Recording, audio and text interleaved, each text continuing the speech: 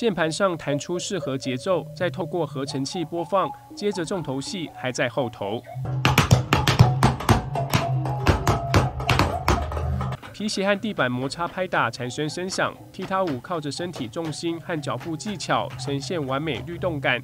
但更令人眼睛一亮的是，表演者要独立完成。跟声响有关系的，所以会把踢踏舞的声响放大，加一些效果，让这些声音的特色展现出来。彭承佑自我挑战，想用声音说故事和观众分享。每次彩排都有新想法，看在团队眼里相当疯狂。在这个作品里面看到一个人类的极限，在剧场所有东西的元素都可以变成主角，都可以变成一个说故事的方式，一个表达作品的一个媒介。就我们要在 ET 呢制造出一个大荒野、大丛林，跟一个很科幻的空间，两个不同世界，但是同一个元素。演出力求完美，不光是声音设备，就连舞台灯光同样也经过特别设计，要让观众留下印象。